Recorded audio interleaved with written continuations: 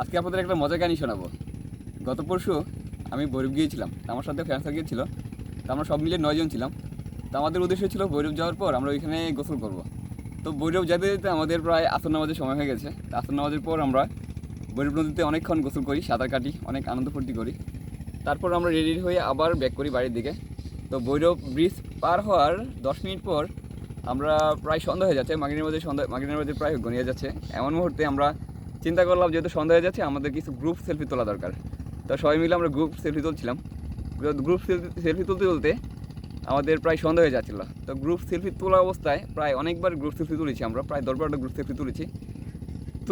তোলার পর আমি মোবাইলগুলো শুধু আমার হাত থেকে নিচে নামার পর কিছুক্ষণ পরে দেখি যে আমার পিছন থেকে একদল জলদস্যু এসে বলে যে আপনাদের সাথে যা আছে সবগুলো আমাকে দিয়ে দেন। তা আমি আসলে আমি বুঝতে পারলাম না কী হচ্ছে আমাদের কাছে। আমার কাছে মনে হলো যে আকাশ থেকে জলদস্যু এসে আমার সামনে এসে পড়লো, আর হঠাৎ করে আমাদের মোবাইল যা ছিল 5 জনের মোবাইল নিয়ে গেছে, আর 4টা মোবাইল রিটার্ন দিয়ে গেছে। তো এমন একটা এক্সপ্রেশন, এমন একটা অনুভূতি, এমন একটা অভিজ্ঞতা আসলে আমি আপনাদেরকে কীভাবে বোঝাবো, সেটা আপনাদের সামনাসামনি না হলে বা বাস্তবে না হলে বুঝতে পারবেন না। তো আমরা ইনশাল্লাহ ভালোভাবে বুঝতে পারছি। তো জানমাল সব কিছু ঠিক আছে, আমাদের মোবাইল নিয়ে গেছে, আমাদের টাকা পয়সা নিয়ে গেছে, এতে আল্লাহর মতে আমাদের কোনো আপত্তি নেই। আমরা সহি সালামতে সব ফ্রেন্ড সার্কেল আমরা বাড়িতে পৌঁছতে পেরেছি। কিন্তু এখন কথা হলো, আপনারা যদি কখনো নদী পথে কোথাও ঘুরতে যান, রাত না করে সন্ধ্যা না করে কোথাও ঘুরতে নাও যাতে ভালো হবে। কারণ মূল্যবান জিনিসপত্রাদি নিয়ে নৌপথে ঘুরতে যাবেন না। নৌপথে ঘুরতে গেলে মানে রিস্ক, আশেপাশে কাউকে আপনার সাহায্য সহযোগিতা করতে পারবেন আপনাকে।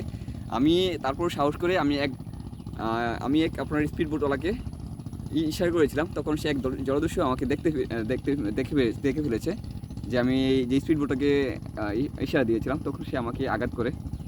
কিন্তু আপনারা যত বুদ্ধিমত্তার পরিচয় দেন না কেন, কারণ আশেপাশে যেহেতু বাড়িঘর ছিল না, বা আশেপাশে যেহেতু আপনাদের সাপোর্টদের মতো কেউ ছিল না, মানে আমাদের সাপোর্টদের মতো কেউ ছিল না, তাই ওইখানে বুদ্ধিমত্তার পরিচয় দিলেও লাভ হবে না। তাই আপনারা মানে সম্পত্তির প্রতি লোভ না করে ডাকাত যখন যা চাবে সেগুলো দিয়ে দেওয়াটাই বুদ্ধিমানের কাজ হবে।